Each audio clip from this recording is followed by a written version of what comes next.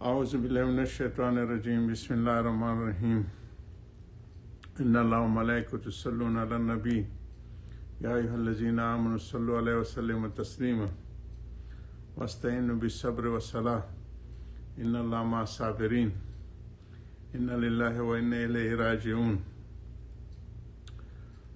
حضور صلی اللہ علیہ وسلم کی حدیث پاک کا مفہوم ہے کہ اپنی امت کے بارے میں فرمایا کہ اس امت کی کیا شان ہے جس کے شروع میں اور آخر میں سے عیسیٰ علیہ السلام اور بیچ میں مجددین جو ہر 100 سال کے بعد اپنا تجدیدی کام کر کے جاتے ہیں۔ اسی کو علامہ صاحب نے پھر فرمایا کہ جہاں میں مسلمان مثل خورشید جیتے ہیں، یہاں ڈوبے وہاں نکلے، وہاں ڈوبے یہاں نکلے۔ ہمارے عبدالقدیر خان رحمۃ اللہ علیہ امت کا بہت بڑا سرمایہ تھے سائنس اور ٹیکنالوجی کے میدان میں، اور امت کو جو وہ رخ دے گئے یہ ہمارے کابرین کا ہی ذوق تھا۔ بھوپال وہ سرزمین ہے کہ جہاں ہمارے پشتون بہت زیادہ آباد ہیں اور ان کی نسلیں ہیں۔ ابھی قریب ہی ہمارے مفتی عبدالرزاق خان صاحب، جن کا بھوپال میں بہت بڑا دینی ادارہ ہے، جن کے زیر اثر یہ حضرات سارے ایک دینی ذوق کے ساتھ انہوں نے ساری چیزوں کو پروان چڑھایا۔ عبدالرزاق خان کے بھائی عبدالرحیم خان، ان کے بچے ہیں، پوتے ہیں۔ عجیب بات یہ ہے کہ ان کے نوجوانوں نے وہی پشتون کلچر کے حساب سے ثوابی سے یہ خاندان تعلق رکھتا ہے۔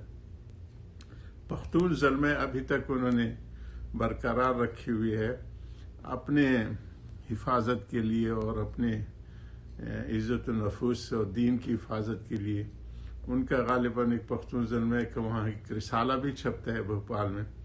قریب ہی چند مہینے پہلے حضرت کا انتقال ہوا، وہ بڑی عمر میں ہوا اور بہت صحت مند اور توانا تھے۔ سال میں 2-3 دفعہ حرم تشریف لاتے تھے اور بہت شفقت فرماتے تھے۔ ہمارے ساتھ 40 سال سے ڈاکٹر نازی خان تھے، جو یہاں ہمارے سب سے پہلے جو میں نے بتایا نا انفراسٹرکچر جو پاکستانیوں نے دیا ہے اس بلاد الحرمین کو، تو جاوید لیبارٹری کے نام سے جاوید، ہمارے ڈاکٹر جاوید صاحب آج کل سر سید یونیورسٹی کے وائس چانسلر ہیں، جو یہاں سے چلے گئے۔ ڈاکٹر نازی خان اس میں تقریباً 30-40 سال، اور ہمارے ہر مجلس میں بہت زیادہ حاضر باش ہوتے تھے، خاص طور پر رمضان میں افطاری کے دسترخوان میں وہ اور ان کے سارے ساتھی بھوپال اور دیگر تشریف لاتے تھے۔ عبدالرزاق خان کی یعنی قبل اس سے تقسیم سے پہلے، چونکہ اقتدار تو مسلمانوں سے لیا گیا تھا اور یہ حضرات بڑی حکیمانہ انداز میں وہ برطانوی راج کا مقابلہ کرتے رہے، تو ان کو بھوپال میں آزادی کے ہیرو کے اعزازات کے ساتھ دفن کیا قبرستان میں۔ عبدالرزاق خان کی بہت زیادہ شفقت تھی ان کی۔ ڈاکٹر نازی خان کو 40 سال کی صحبت کی اثرات کی وجہ سے انہوں نے وہاں اپنا ایک مسجد اور مرکز اپنی آبادی میں بنائی، تو بندے نے ان کو اپنی اجازت بھی دی ہوئی ہے ہند میں کام کرنے کے لیے۔ تو عبدالقدیر خان بھی اسی قبیل کے جو ہے بھوپال کے سپوت، جو بچپن ہی سے کراچی تشریف لے۔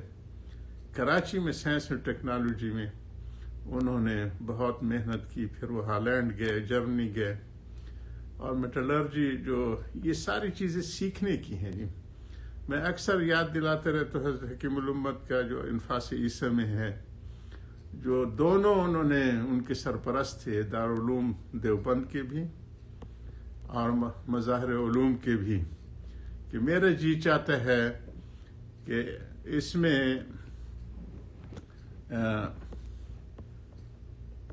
دیوبند میں اور مظاہر علوم میں کئی انہوں نے یعنی موجودہ جتنا بھی جدید حکومت کے تقاضے ہیں اس کو بھی صنعت و حرفت کو، ہندسہ کو، اور جو ہے تعزیرات ہند کو، سارے چیزوں کو پڑھائے نصاب میں شامل کیا جائے۔ افسوس کی بات ہے کہ اس راہ پہ ہم نہیں چل سکے، لیکن پھر بھی یہ جو تفریق ہمارے ہاں موجود ہے، اللہ کرے کہ ختم ہو جائے ملا اور مسٹر کی۔ لیکن جو یہ بچے بڑے ذہین ہوتے ہیں جو سائنس اینڈ ٹیکنالوجی میں ہوتے ہیں، ان کے لیے عربی اور ادب اور ادبی علوم سیکھنا تو چٹکی کی بات ہوتی، اتنا مسئلہ نہیں ہوتا، اور ان کی بڑی خدمات ہوتی ہیں جی۔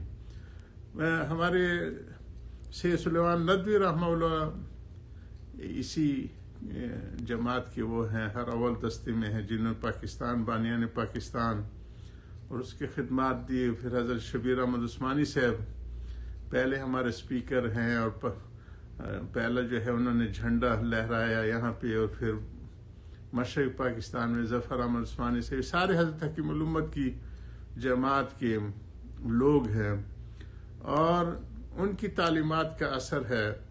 قائد اعظم سے کسی نے پوچھا تھا کہ بعض مولوی تو آپ کی مخالفت کر رہے ہیں، انہوں نے فرمایا تھا کہ جو مولوی میری حمایت میں ہے، اگر اس کو ایک پلڑے میں رکھ دیا جائے، وہ باقی مولویوں کو ساروں کو ملا کے دوسرے پلڑے میں وہ ایک پلڑا جھک جائے گا جی۔ یہ انہی کی تعلیمات کا اثر ہے کہ ہمارے بچے سائنس اور ٹیکنالوجی میں آگے بڑھے۔ ہمارے حضرت تو اس کو فرض کفایہ سمجھتے تھے، اور پھر جب یہ روس اور امریکہ نے دھماکے کیے تو اس کو پھر فرض عین کہتے تھے کہ یہ جو ہے عبد الحم مستطاعت میں قوہ کا جو آیا ہے وہ حکم ہے جی کہ اگر مد مقابل میں کچھ اسلحہ ہو جدید تو امت کی ذمہ واجب ہے کہ وہ کم از کم اس کے برابر تو اپنے دفاع کی صلاحیت بنائے۔ اصل مصداق حضرت فرماتے تھے یہ ہے کہ اس سے اعلیٰ ہو، کیونکہ اس میں آگے آیت میں ہے کہ خوفزدہ رہے دشمن کے پاس، اگر مقابلے میں اعلیٰ اسلحہ ہوتا ہے تو کہتے خیال سے جانا، اگر تمہارے پاس بندوق ہے اس کے پاس کلاشنکوف ہے، تو کہتے اصل مصداق تو یہ ہے کہ ہم بالادست ہوں، لیکن کم از کم برابری ہو، اور سر پیٹتے رہتے تھے حضرت۔ میں حضرت کو اپنا پاکستانی 8ویں پروگرام کا روحانی بانی سمجھتا ہوں جی۔ ہماری جماعت کے کئی لوگ اس پھر پروگرام میں شامل رہے، جس میں ہمارے عزیز شبیر کاکا خیر سے، یہ سارے اب ریٹائر بھی ہو گئے ہیں، ان کی خدمات ہیں اور بہت بڑی خدمات ہیں۔ سب سے پہلے جو سول نیوکلیئر ٹیکنالوجی شروع فرمائی تھی وہ ہمارے ایوب خان نے شروع کی تھی، اور ان کے پہلے جو ڈی جی تھے بریگیڈیئر صاحب تھے عشرت حسین عثمانی، جو کراچی میں مدفون ہیں، انہوں نے اس وقت 3 خط لکھے تھے جی، اور یہ انہی کے خطوط کا ایک محاورہ نو اور نیور، اس میں یہ شہاب نامہ میں بھی کچھ خطوط کی وہ ہے تذکرہ ہے۔ انہوں نے لکھا تھا ایوب خان کو کہ آگے چل کے یہ انسانیت 3 گروہوں میں ہو جائے گی۔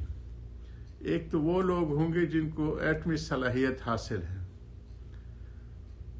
اور ایک وہ ہوں گے کہ جو یہ تو ہوں گے لیکن وہ دھماکے نہیں کر سکیں گے، اس لیے پہ انہوں نے نو اور نیور لکھا تھا۔ اور تیسرا محروم لوگ ہوں گے کہ وہ اس کی بھنک کو بھی نہیں پہنچ سکیں گے۔